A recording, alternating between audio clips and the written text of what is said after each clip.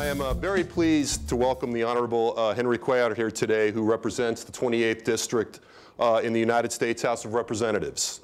The heart of this district is Laredo, though the district is one of those very long ones that stretches from Starr County up to Guadalupe County. He was elected to that seat in 2004 and is now running a race in which most expect him to be very easily elected to a third term in a very staunchly Democratic district. Congressman Cuellar holds a BS from Georgetown University, a master's degree from Texas A&M, is that right? Yeah, okay.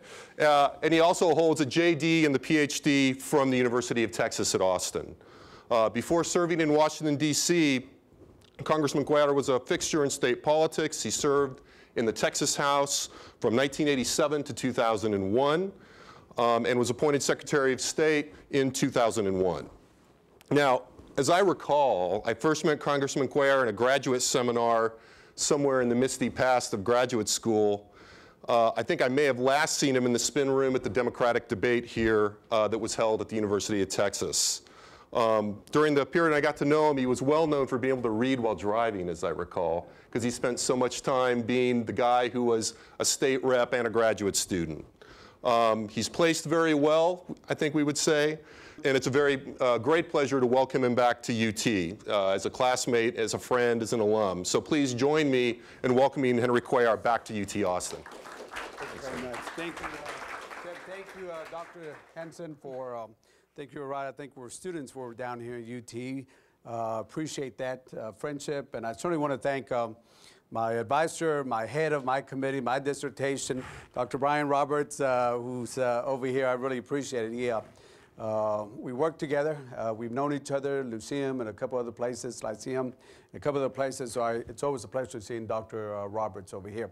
And to all of y'all, it's a pleasure being here. I see Roy, who's the son of Judge Raul Vasquez, my good friend from Laredo, Texas, and good being here. I see Kathy also. So I'm seeing a lot of familiar faces when I used to be down here. What I want to do is I want to go ahead and talk a little bit about, first of all, what I call the transition from state politics to national politics. Then I want to talk about what I think is right and what I think is wrong with Washington. And then I'll be happy to leave any questions that you might have. Any easy questions, I'll be happy to answer that. Got any hard questions, I'll give you my email so you can go, just kidding. So I can go ahead and answer your questions. I will be here and answer the questions that you have. First of all, when I first left the state legislature, I was here about 14 years, it was a different time. It was a different time where I think there was an emphasis on protecting what I call the integrity of the legislative system. What does that mean? It's something that I think is important for not only the state, but the federal government. That is, as long as members, both House and Senate members, understand the procedures, understand the rules, understand what I call the institution, the importance of the institution, the legislative body, then I think we can get work done. I think what I've seen lately, both at the state and the federal level, people become too partisan. People become, more on got you type of politics instead of saying, what are the real problems that we have out there? How do we address those real problems? What are the practical solutions that we have to look at? For example, a couple of months ago, I think there were hearings on baseball and steroids. I'm sure that's a big problem, but I think we got bigger issues out there. We got the issues of the Iraq War. We got the issues of immigration. We got other issues lately. Of course, we got the budget out there. And I say that because when I was in the State House here, I could literally name out of the 5,000 bills that were introduced, 1,000 would pass, 1 out of 5. I could literally say 5 of them would become political. That is, voted on a partisan way. In Washington, it's almost the reverse. I can name 5 bills that probably become, that are non-political, and everything else becomes a political thing, which is unfortunate, because I think that if you start putting party, and I'm a Democrat, I call myself a conservative Democrat, and I think if you're able to, if you put the party before what I call the country, then I think that's wrong. I think LBJ said it the best years ago when he said, that we should always put the the country before any political party. And that applies to Democrats and Republicans. I think, we can be good Democrats, and I see some university Democrats here and some Obama folks, or good Republicans. Nothing wrong with that. But you can never put that before the country. And unfortunately, I think we've seen some of that here in Austin, and certainly we see it up there in Washington. So I say that because I want to set the environment that we're looking at, we're seeing up there. We got some tough issues up there in Washington. I would say that one of the biggest issues that we have now is the economy. I remember, I guess, a couple of weeks ago, 3 weeks ago, we got a phone call saying that there was going to be a call tomorrow. We're going to have Chairman Beneke on the phone. We're going to have Secretary Paulson on the phone because there was an emergency that was coming up. And the next day we had a big telephone conference call, and all of a sudden the sky was falling down. And just before that, our focus in Washington was going to be the budget. That was going to be the big fight, the budget that we have. And then, of course, after that, we saw the bailout or the recovery plan, whatever you want to call it, and the steps that got to the point where we finally got it passed and what we're looking at right now. Big issues facing us up there, and this is why I think it's extremely important that you all get involved and get involved with your members of Congress, or maybe sometime in the future run for Congress, because we need new ideas, new blood to get people that can be good Democrats or Republicans, but will put first what's in the best interest of the country. Let's talk about some of the big issues that we're facing over there right now. First of all, we are dealing with a $3.3 trillion budget. That's what we are working with. I remember here when we worked with a $94 billion budget, I thought that was a lot of money. Over there, it's just so different. A $3.3 trillion budget that we have. Our debt that we have is one of those things that the media doesn't pick up a lot, but I think it's probably one of the most important things that we have to address. Our national debt right now is over $10 trillion, and we're paying over $200 billion a year on just the interest rate. Think about that, over $200 billion a year on just the interest. If you take the federal VA budget, the federal education budget, and let's say a third agency, EPA, put those three agencies together, their budgets together, they don't even match the dollars that we're paying on the national, on the national debt, the interest that we're paying down. And on top of that, 40% of that debt is owned by foreign countries, China, Saudi Arabia, and Japan. Now, I don't know about you, but imagine if your house one day, your next door neighbor, which might not be the friendliest person, took over 40% of your debt. And imagine if you got behind on a payment, what would happen? Well, I think this is something that we as a country should be concerned about what we're looking at. We have to bring down the debt. In fact, I believe in the last 40 years, the last two presidents that got us surpluses were, anybody want to guess? Kennedy and Clinton. I believe those were the last two surpluses that we had. And it's something that we have to look at. In Texas, we have a provision called pay-as-you-go. It's part of the Constitution. I think that is something that's very important, and we need to apply more of that up there in Washington.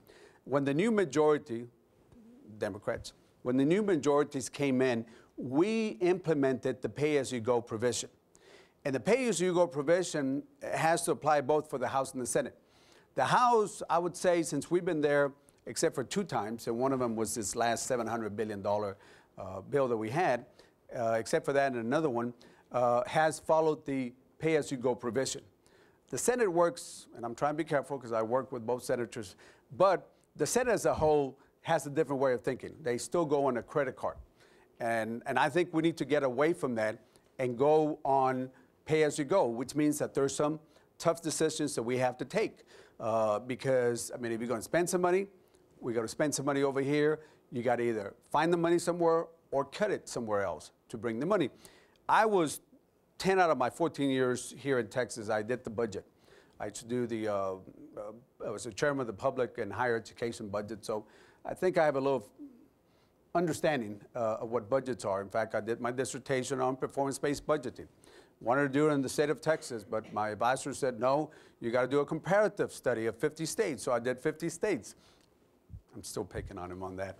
But, you know, and one of the things when you look at the budgets, you know, where you talk about how you put money in or what priorities you want to set, by putting a priority, you set values or you set priorities on where you want to spend the money. So you can cut in certain areas and add in certain areas. If you want to put more money in education, doesn't mean that you have to increase taxes, or doesn't mean that you have to, you know, cut children's health insurance, but you can put it by adjusting in certain areas, and that's what budgeting is all about. We passed this last session. We passed 3 bills and a CR, continuing resolution. What were the bills that passed? Homeland, Defense, and Veterans Military Construction. Why? Because the administration, that's the one we felt that the administration would work with us. Everything else got postponed to another time. Why? Because the last time we did a budget, the administration kept telling us, you go over a certain amount, you put more money here, in education and healthcare, we're going to veto the bill. And therefore, instead of going into that type of exercise, we said, you know what, we'll just put a CR and pass it on to March 6th. And that's what we did. So we passed 3 out of the 12 budgets that we had, those bills that I mentioned. The other ones got CR. Healthcare, education, housing, everything else got postponed to March 6th, basically of next year, to wait for a new president, whether it's McCain or Obama. We're going to wait for a new president so we can hopefully have a working relationship to come out with some sort of agreement as to how much money that we can spend. I personally want to see more money in education and healthcare. When I was here at the state level, that was my emphasis. I was the author of the Texas Grant, which I don't know if any of y'all get the Texas Grant. It's a good program. It's been expanding. More money has been added. I was the author of the first children's health insurance program in the state of Texas. Started at the Farias Elementary School. It's now statewide. And talking about CHIP, we also tried to expand the number of kids in the country, going from 6 million to 10 million kids. What would that have meant for the state of Texas if we would have expanded that? That meant that, well, first of all, Texas is the #1 uninsured state for kids. We got about 1.4 million kids that have no coverage. You would imagine that the administration would have said, hey, we expand this, more kids will be covered here in Texas. In fact, about 500,000 kids would have been covered in Texas if we would have expanded from 6 to 10. We passed it. President vetoed. We tried to override his veto. We had Republicans on our side, but not enough to override the veto. We tried again at a later time, hoping that the times were better, and he still vetoed it. So we finally said, pass it to March of next year, March 6th of next year. March 6th of next year is going to be kind of busy, you know, the CHIP program, the budget, and we decided to do that to just wait to next year, to just wait for a new president. So we got those issues coming in. And of course, the other issues that will still be affecting us are big issues like immigration reform. I believe in comprehensive immigration reform, 3 parts. First part has to do with strong border security. I'm from Laredo. I go from northeast San Antonio, Guadalupe, all the way down to McAllen. I got about 1/3 of Hidalgo County down there. You must be from that area on that. So what we have is we deal with an area. So when you look at immigration reform, we believe in strong border security. But I believe that certain things are going to work, more technology, more personnel. But don't tell me a wall is going to work. Look at the Great Wall of China. Look at the Berlin Wall. Look at the French and the Germans in World War I. And, you know, so, I mean, we can go ahead and use another way of providing border protection than coming up with a wall. You know, the last thing I can envision is that if we do build a wall, I can see a Mexican president coming up to the wall, face the United States and say, Mr. President, tear down this wall. So, you know, when you look at the cost, for example, and I asked 3 questions of the Chief Border Patrol. I'm in Homeland. I'm a chairman of a subcommittee in Homeland. And I asked the questions about, first of all, what's more cost effective? What's the cost per mile for 1 mile technology, 1 mile of fencing? 1 mile technology will cost about $1 million. 1 mile of fencing will cost about $3 million back at the beginning of the year. We just got notice that it now will cost us $7 million a mile to put a fence. Now, if you're going to pave a highway, 1 mile of highway will cost us less than $1 million. So why are we going to be paying $7 million to build this fence? And it's going to go up. And if you include maintenance costs, it's going to go even more than that amount. So that was the first series of questions. The second question, what's faster to implement? The technology would be faster to implement. By that, I'm talking about cameras, sensors, drones, using the technology that's available already out there. Then I asked them, what's more effective, the fence or the technology? Well, the answer was they're both effective. I said, well, but tell me what's more effective. Well, they're both effective. They didn't want to answer the question. So therefore, I asked them, how much time will a fence buy you? Anybody want to guess? Of course, now he's saying that he didn't say that, but it was said in committee. Anybody want to guess? How much time will a fence buy you? You're really good at crossing fences. 6 to 9 seconds. Now, are we going to spend billions of dollars on buying 6 to 9 seconds? Will a camera or a sensor or drone provide you more coverage and you see something and move the personnel up there? I mean, I think we got to provide border security in a smart way.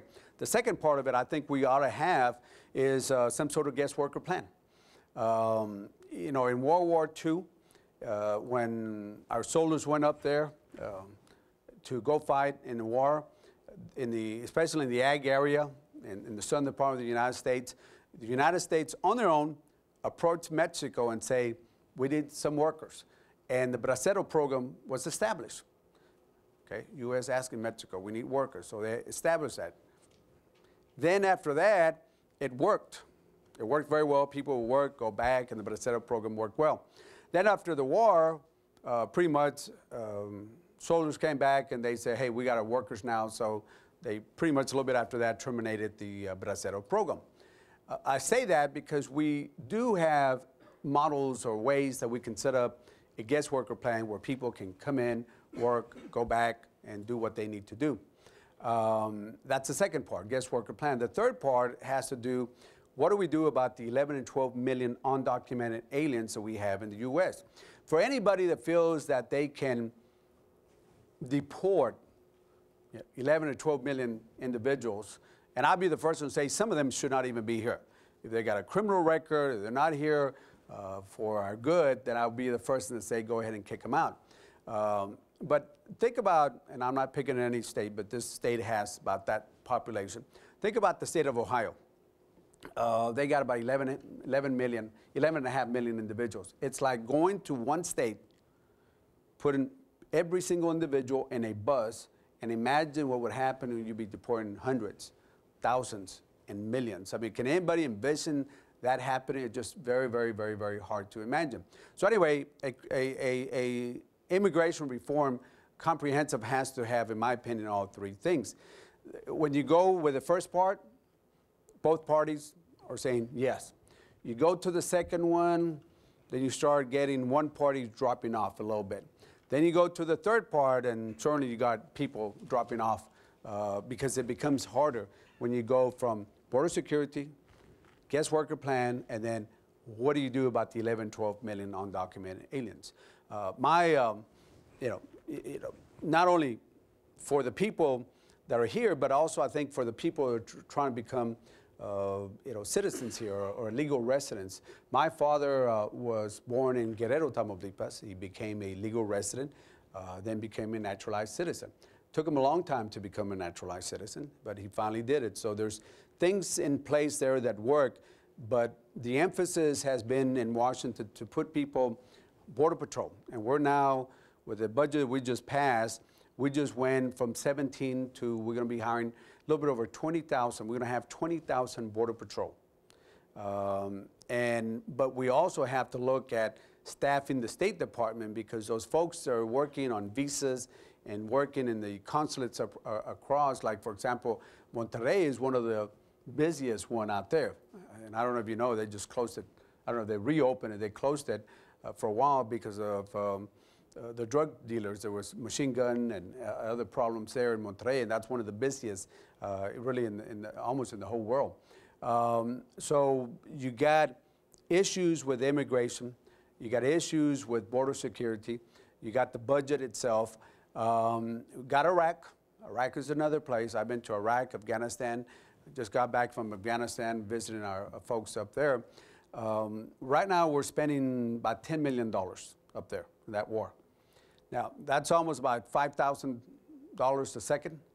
About 14, maybe even 13, 14 days of the Iraq war could fund the Children's Health Insurance Program for 1 year. Remember the one that got vetoed? Just 12, 13 days, 14 days could fund for a whole year 10 million kids. And on top of that, as we're doing that, the Iraqis now have a $79 billion surplus. So as we're getting into a debt and a bigger debt, and then we're helping a country that has a $79 billion surplus, I think we need to change a little bit there. Now, I'm not one of those that feel that we ought to do an immediate withdrawal. It's not going to happen. It would not be good. Because if you create a vacuum, for example, when Saddam was there was a power structure. We came in and knocked out that power structure. And whether it was good or bad, in this case it was bad, we took out the power structure. We got to build a power structure there, so otherwise there will be a vacuum. Then you have Syria and Iran and other folks will be willing to come in right away. So this immediate withdrawal it just won't work. But we got to start the process as soon as possible. Start some withdrawal back, and then of course let the Iraqis do more and certainly pay more, especially as they have a surplus and we're facing probably the largest deficit that we've had in our history to do that. So we got those issues. Of course, the economy is another one that, as I mentioned, pretty much popped up, and it's not over. We're going back on November 17th, and we're looking at doing a second stimulus package. Question is, what are we going to be doing there? What I'm looking at, and what they're looking at, the leadership, part of that large amount of money will be into infrastructure. Monies, in the state of Texas will literally get a lot of money to move our projects, and that puts money in the economy. Probably some unemployment benefits, extend some of that. And one of the things I want to do is, I think one way if you want to get money to the middle class is to do this. What if we eliminate the student loans that you or your parents might have and do that? Now, I don't know if they'll feel that that's the way of putting money, but I think that would be a way, because if you pay off that debt, then you'll be able to have money, or your parents, whoever's paying for this, a combination of both, will have money that will be available to put into the economy, because it's the middle class that gets affected by this. It's just like financial aid. One of the things that we did in financial aid, when I was doing the Texas grant, I wanted to leave that open, because if you're poor, you're going to get money, financial aid, some sort. If you're rich, then you don't have to worry about that. But then if you're in the middle and you happen to have a job, or your parents happen to have a job, you're not going to be able to qualify for financial aid, because you get penalized if your parents have a job. So therefore, trying to see how we can help the working middle class, and this is why I'm going to be pushing for the stimulus package to help on those student debts that we have out there. Talking about financial aid, we did increase the Pell Grant, and it's going to increase more. We also are cutting the interest rate for student loans. I think back in July we brought it down from 6.8 to about 6, and it's going to go down to about half, a little bit over, hopefully around 3%. That literally will save you, anybody who gets student loans, thousands of dollars by cutting the interest rate. We also just passed a new GI Bill. The new GI Bill, as you know, the GI Bill, the original one, came in after World War II. How do we get those people, students, or the solos back, and how do we get them to go into education? And the new GI Bill is very different. First of all, it'll cover 4 years. And if the average, I believe the average tuition rates, fees, it's about $5,300. It'll cover the highest public education fees in the state of Texas. or whatever state you might be from. It will cover up to $1,000 of books also. It also provides some housing also. And if you're a veteran from a rural area, it'll give you a $500 one-time deal to help you move, go off to college. That will help a lot because, you're talking about 4 years of college for veterans. And on top of that, there's a new provision, and I'm really happy about this one, is we extended it from 10 years now to 15 years where you can take advantage. And let me tell you what, it's important. If the veteran, this only applies for veterans who are active. If you're active after September 11, 2001, and if you serve minimum of 90 days, tuition fees 40%. Then there's a scale where if you get a minimum of 3 years active service, then you get 100% of your college. But there's a provision there that says that if you don't use your benefits, you can transfer it to your spouse, he or she, or you can transfer it over to your kids. That's why that 15 years is very, very important. That, in my opinion, will also help move a new generation of the new soldiers. Veterans are coming in from Iraq and Afghanistan, and any active soldier or anybody that serves in active duty after September 11, 2001. So these are some of the issues that we passed. There's going to be a lot of emphasis in green, alternative fuels. We certainly have to, windmills. I know in the Laredo area, Webb County area, we've been struggling with Homeland Security because we've been trying to put a windmill farm there. But Homeland is saying, oh, no, no. And we're going to figure out what the problem was. And what it was is that they have radars in the border. And they're afraid that they might mistake the propeller with a windmill. I told Homeland, I can help you real quickly. One moves, one doesn't move. And I can help you, decipher that. But I think we finally, after almost a year of working on this, we finally got them to understand. And I think we're going to start that because you're going to see more windmill, wind power, solar. We did pass under this broad recovery bill, there were some tax incentives for energy efficient for homes and buildings, and I want to get more for construction and buildings so that way our builders can add more of that. If there's incentives, they'll go into that area. And so you're going to see more emphasis. I think this new majority is going to push a lot more of the alternative fuels because, as you know, I think you've seen the Boone Pickens commercials, $700 billion of transfer. If you want to see transfer of wealth, what are we? We're borrowing money from China so we can pay the petroleum that's coming in from the Middle East. It's almost like that.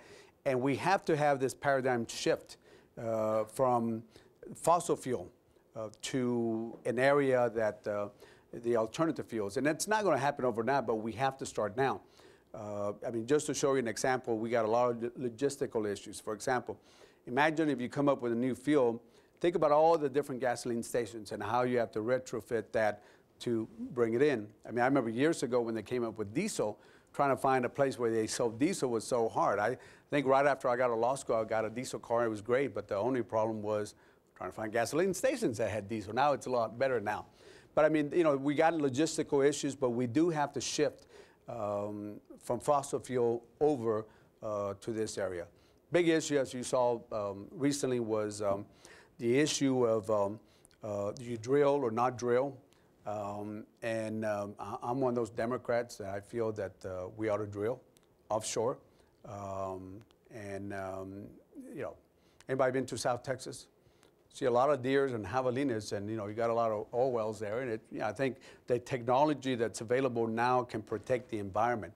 And I think the offshore wells that we've had that have been there for a long time, I mean, they've been able to withstand hurricanes and other areas. And I think we got the technology. I mean, nothing's 100% proof, but I think we can do that. So at least that's only for the near future. But we got to look at the long term, and this is where the alternative fuel comes in. Let me go ahead and conclude. We got about 20 minutes, so I want to leave some questions for that. Let me just give you my political, non-political question, because I don't want to get too political on this. November is going to be important. See, a couple people have voted. Go out and vote. Really go out and vote. It's whether it's the local legislators, or council, or it's state, or national, whatever it is, get involved in that because it really does make a difference. I'd be one of those that say that every vote does count. When I won by 58 votes. I ran against an incumbent, and when I say every vote counts, every vote does count. So, I mean, votes do count. And if you want to have a say, then you have to get involved. But there's a lot of issues, you know, that they're going to be affecting this. And in Washington, and if I can give you what I think might happen up there, the U.S. Congress, House of Representatives will become more Democratic. At least I'm just saying the way it looks right now. The Senate is going to become more Democratic also. The precedent right now at least right now, looks like it's going to be Democratic. But I ask you to look at one area that's important. Look at the number of senators that are going to be elected that are Democrats. Because there's a number out there that you have to look at, 60. Anybody familiar with the 60? The Founding Fathers, to have checks and balances, said that, you know, when we were going through this, you know, you would have to have 60 votes to pass things in the House. In the House, I mean in the Senate. In the House, you can have a simple majority pass it, unless if you're trying to override the veto or something like that. In the Senate, you need 60 votes. And if you have, right now we have 51 Democrats, if you include Lieberman also, 51 Democrats. And to get to the 60, you got to bring in 9 Republicans over. And when the Republicans were at 55 at one time, they needed to bring 6 Democrats, or whatever the number might be, to get to 60. That part there kind of slows things down. And it's good to bring in the other party and say, how do we work this out? Now, the only thing is it does stop bills from passing sometimes if you can't get an agreement. But I think that part will be important because it will determine whether the other party will play a role or not in getting certain things down. So, you know, I know everybody will be focused on the president. Everybody will be looking at the House too. But look at the Senate and see how many Democrats are elected and see if they get up to the magical number of 60 on that part. So at this time, I can go on, but I'd rather leave it open for any questions that you might want to have. Okay, remember, please wait for the microphone. Thank you very much. Thank you.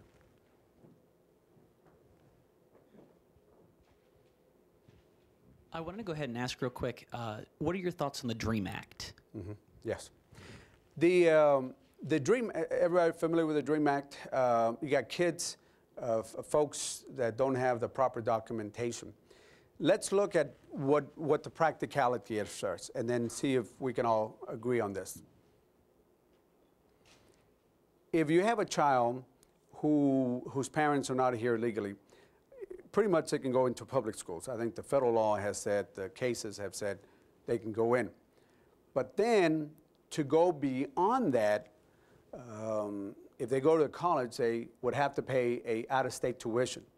I don't know if anybody's here from out of state, but you know that the cost of tuition would just jump up 3 or 4 times, maybe something like that. So it becomes cost prohibitive. And then, of course, if they want to go work later, then it becomes very difficult to do. So are we creating a second-class individual for folks who are stuck to only going to high school and that's it? What's the cost to society? So that is, you know, the issue. And the comprehensive immigration reform bill, and I'm going to just say the way I look at it. If you look at the website of Obama and McCain, and notice nobody's talked about immigration. Nobody has. Obama has it. You know, certainly McCain has it.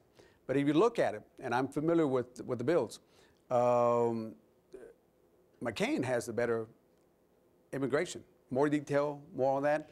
And I'll tell you what, because before we got into the presidential politics, it was the McCain-Kennedy legislation on comprehensive. And I supported that legislation, the House version, with Gutierrez and Colby and a couple other folks. The comprehensive immigration reform, and that part was in there also. But again, it comes up to when we talk about immigration, it is so emotional. But keep in mind, if you look at the history of the U.S., immigration's been with us for many years. First, people had problems with the Germans coming in way back a long time ago, then the Irish, then the Chinese, other folks, Italians, And of course, this century, this last century and this century, it's been the Hispanics. There. But if you look at it, you know, anytime you have, across the world, you'll see people moving around. People have moved around all over the world for several reasons. Economic reasons, like you can say Hispanics right now from South and Central America. Famine, war, different reasons. There's big reasons why people move around. And therefore, I mean, immigration, the last time we had immigration reform was in 1986, President Reagan and the Democratic Congress. And whatever we do, it's got to be in a bipartisan way. Can't pass by just Democrats. Numbers are not there, believe it or not. You got to have Republicans that come on board to work in a bipartisan way to address immigration. It's so emotional. Anytime you talk about immigration, forget the facts, emotion comes in. It really does. It's amazing. Next question.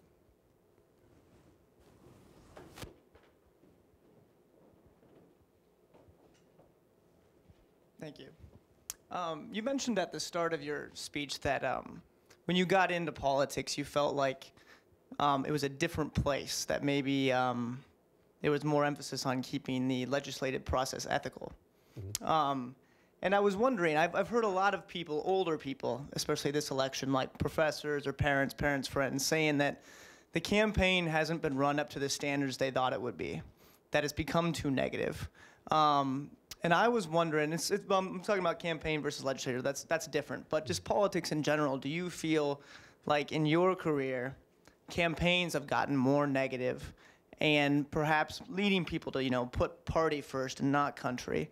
And if so, what needs to change for people to start putting country before party?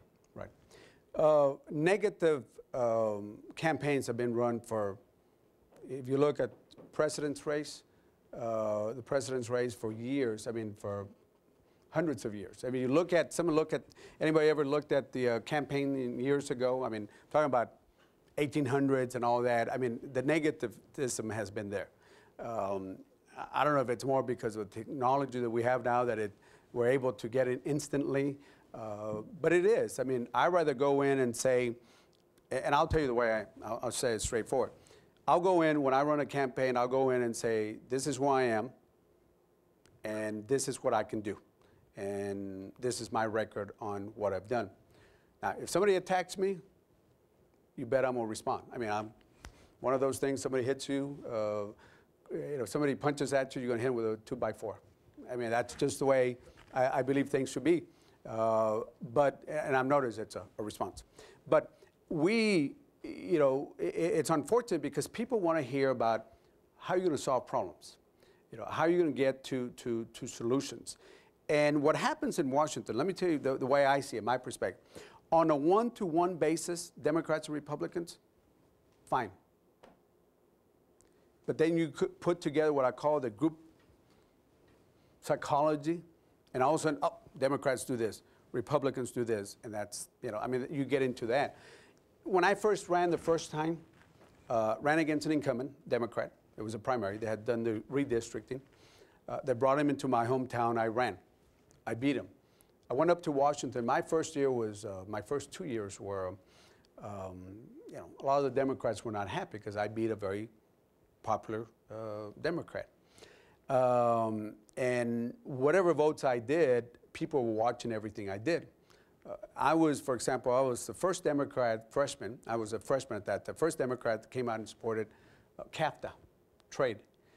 Big believer. I mean, Laredo is the largest inland port. And as the largest inland port, I mean, trade is important. In fact, if you look at the numbers right now, you know what sector of the economy is doing better than any other sector? There you go. Exactly. If you look at the border has been transformed because of trade. It really has. Texas, number one trading partner is Mexico. Between the U.S. and Mexico, for example, in a day we trade services and goods about $1 billion a day. So, I mean, trade is important. But I took a vote. And after that, I won't mention the groups, but some Democratic groups came after me. They spent hundreds of thousands of dollars. talk about negativism. I mean, even at that time, my little girl, who's now 11, she was about, I guess, 8, 9 years old, couldn't believe. I mean, she would throw pillows at the TV saying, why are they saying those things? I mean, it got that bad. Our labor union folks, labor was upset with me. I'll just be honest with you. It was the labor union folks. And you can't do that, or you can't do that. They kept running ads against me in Laredo, my hometown. I usually win Laredo 87 to 89% of the vote, no matter who wins, how much money.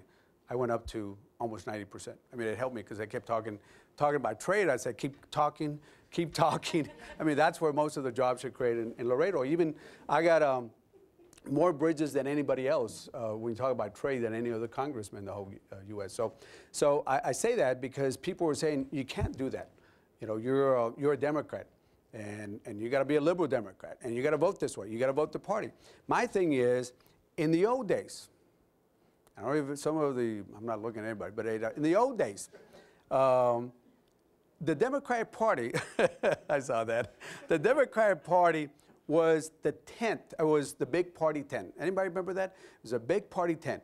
You're a liberal, you're a moderate, you're a conservative, you're a Democrat. I'm just, same thing for Republicans, I assume. But let me just, give myself as an example.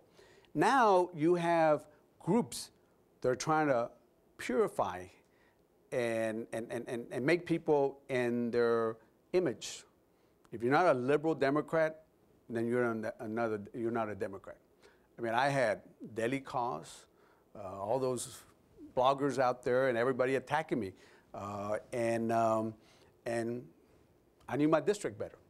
I beat the incumbent that was coming back again, the former incumbent. I beat, what was his name, Victor Morales, remember he ran for Senate? And I mean, I beat him without a runoff because I know my district. And in my district, we had, for example, poll, and in the Democratic primary, they're conservative Democrats.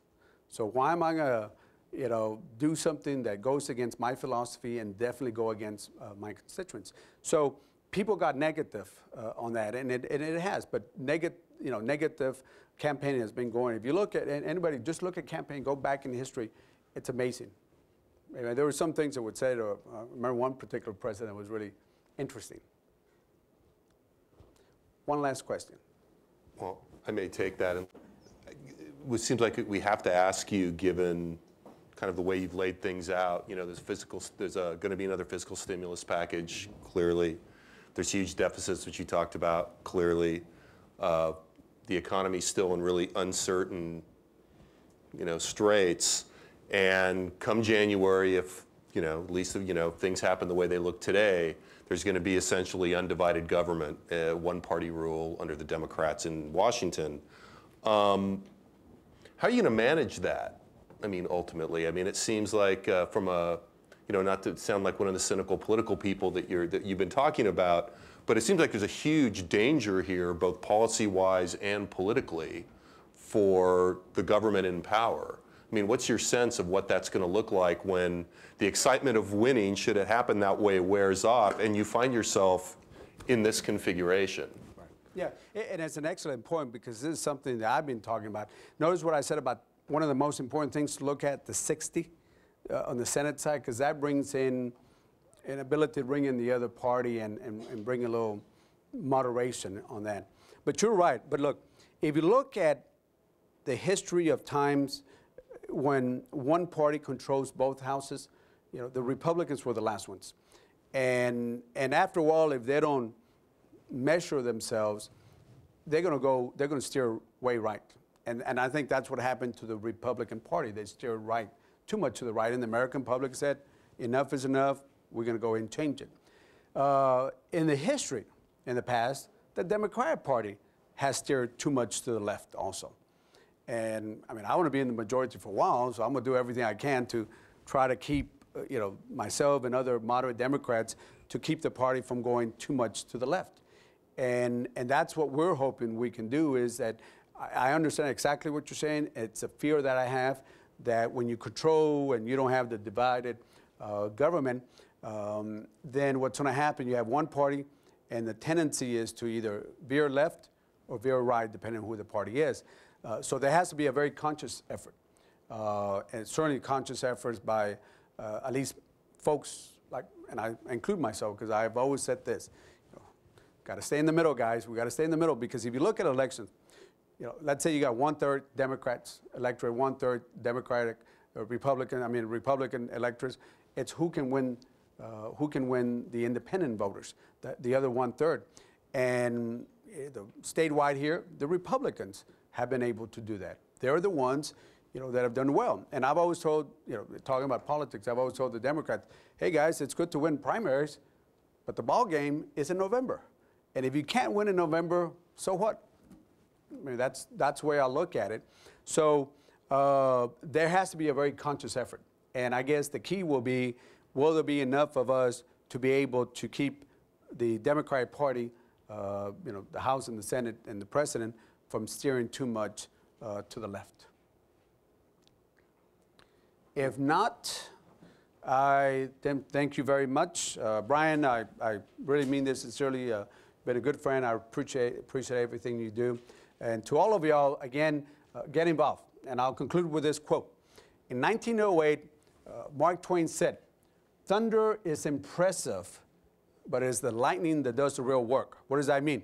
People can talk about doing things, but if you don't roll up your sleeves and if you don't get involved, you're not going to get anywhere. So I ask you certainly to roll up your sleeves, get involved, get engaged, and I don't care if it's, working in the campaign or whatever it is, or running for office, but you got to get involved one way or the other. It really makes a difference. Thank you very much. God bless.